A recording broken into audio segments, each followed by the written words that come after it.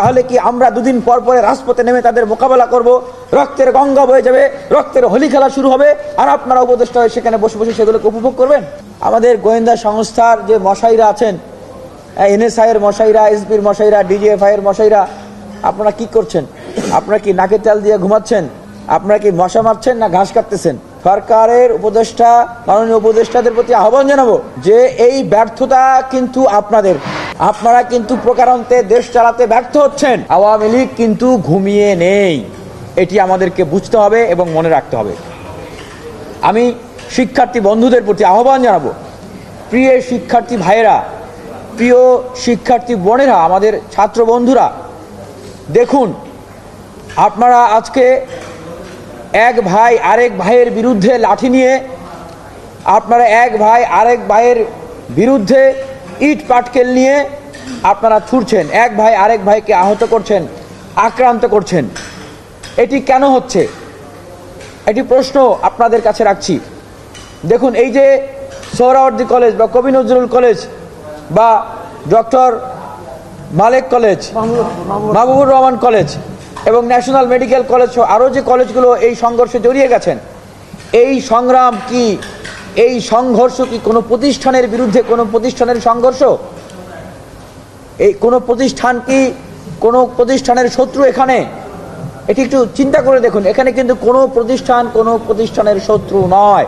তাই শিক্ষার্থীদের প্রতি আহ্বান জানাবো, প্রিয় ভাইয়েরা, প্রিয় বোনেরা, আপনারা শান্ত হন, আপনারা কারো উস্কানিতে পা দেবেন না।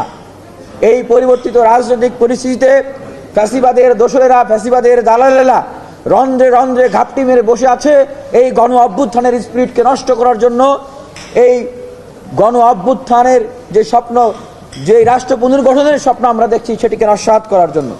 আমরা যেটি জানি যে প্রায় 20-30 হাজারের মতো লোক শাহবাগে জমায়েত করার একটি প্রস্তুতি চলছিল। তাহলে চিন্তা করে দেখুন, আজ থেকে প্রায় 15 দিন আগে যেই কর্মসূচির ঘোষণা বা আয়োজন চলছে, 15 দিন পরে একদিকে শিক্ষার্থীরা মারামারি করছে, আরেকদিকে আগারগাঁওয়ে আপনার অটোরিক্সাওয়ালা তারা সেখানে অবরোধ করতেছে, সেখানে কর্মসূচি করছে, আরেকদিকে শাহবাগে এইরকম একটি কর্মসূচি আয়োজন করা হচ্ছে। আমাদের গোয়েন্দা সংস্থার যে মশাইরা আছেন, এনএসআই এর মশাইরা, এসবির মশাইরা, ডিজিএফআই এর মশাইরা, আপনারা কি করছেন? আপনারা কি নাকে তেল দিয়ে ঘুমাচ্ছেন? আপনারা কি মশা মারছেন না ঘাস কাটতেছেন? আমি সরকারের উপদেষ্টা, মাননীয় উপদেষ্টাদের প্রতি আহ্বান জানাবো যে এই ব্যর্থতা কিন্তু আপনাদের। আপনারা কিন্তু প্রকারান্তে দেশ চালাতে ব্যর্থ হচ্ছেন। আপনারা যদি বলেন যে আওয়ামী লীগ আমাদেরকে দেশ চালাতে দিচ্ছে না, আওয়ামী লীগ তো আপনাদেরকে দেশ চালাতে দিবে না, এটাই তো স্বাভাবিক। কিন্তু আপনারা কি করছেন?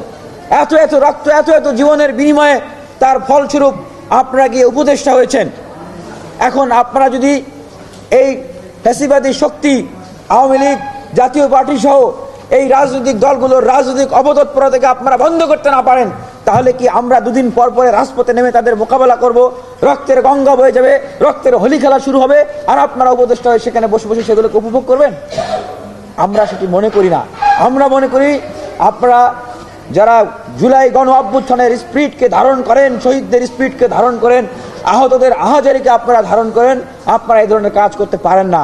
আপনাদেরকে সুস্পষ্ট করতে হবে, আপনাদেরকে সুস্পষ্ট করতে হবে কেন আপনারা আওয়ামী লীগকে রাজনৈতিক অপতৎপরতা, তার জাতীয় পার্টি সহ দোসরদের রাজনৈতিক অপতৎপরতা এখনো নিষিদ্ধ করতে পারছেন না।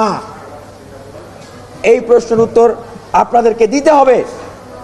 গত 10ই নভেম্বর একই রকমের পরিস্থিতি হয়েছে, প্রতিবাদী ছাত্র জনতারা গিয়ে প্রতিবাদ করেছে।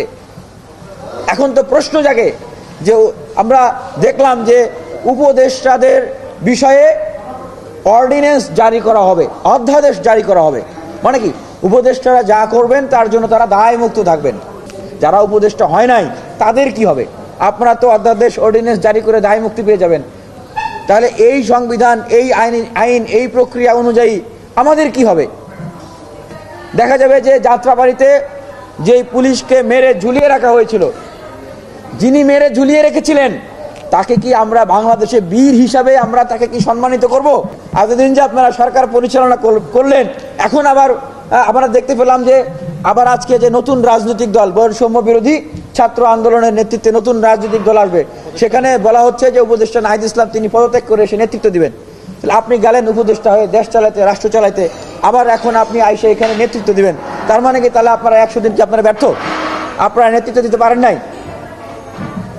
এই রাষ্ট্র ব্যবস্থা, এইটা তো কোনো ভাই সার্কাস খেলা না, এইটা তো কোনো গেম না, এইটা হলো একটা রাষ্ট্র পরিচালনা, রাষ্ট্র ব্যবস্থা।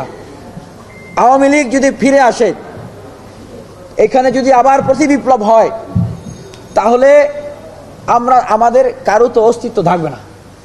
আমরা যারা আন্দোলন করেছি, আমরা সরকারেও যাই নাই, সরকারের হালুয়া রুটির ভাগ বাড়ানো তো আমরা পাইনি, আপনারা তো আছেন, এটা তো আপনাদের দায় দায়িত্ব।